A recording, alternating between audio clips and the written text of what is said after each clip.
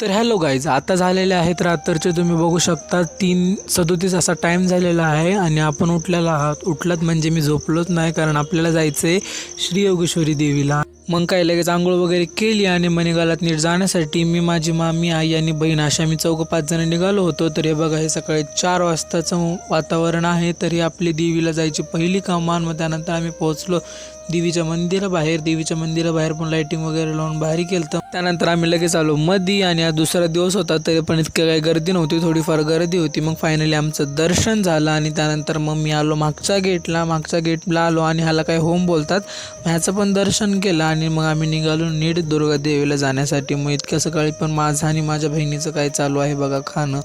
त्यानंतर आम्ही लगेच आलो दुर्गादेवी मंदिराला. तर तुम्ही बघू शकता की दुर्गादेवी मंदिराला कसं किल्ल्यासारखं डेकोरेट केलं. तर मग त्यानंतर मी मध्ये आलो आणि ह्या मंदिरामध्ये 2 देव्या असतात.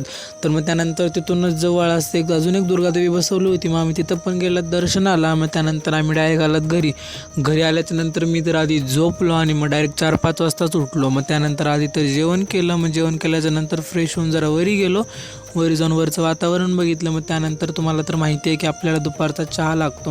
मग काय लगेच खाली आलो आणि खाली येऊन बघतो तर काय आईने आधी चहा बनवून ठेवला होता. मग चहा वगैरे पिला आणि आई म्हणली जा गिरणीतून पिठाचा डब्बा घेऊन ये. मग मी आणि गजू गेलो पिठाचा डब्बा आणण्यासाठी. पीठ काय जास्त नव्हतं म्हणून डब्बा गजूनेच पकडला. मग मी डायरेक्ट आलो घरी येऊन बघतो तर काय आमचा घरी होमवर्कआउट चालू होता आणि मी उगं बसून त्यांना तिथे लेक्चर देत होतो की असं नाही असं करा.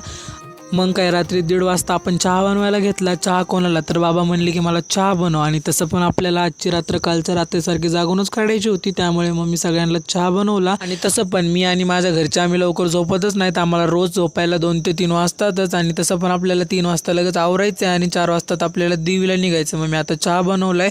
तर चला आता मी चहा पिऊन घेतो आणि जर तुम्हाला ब्लॉग आवडला असेल तर लाईक करा, शेअर करा आणि सबस्क्राईब करा.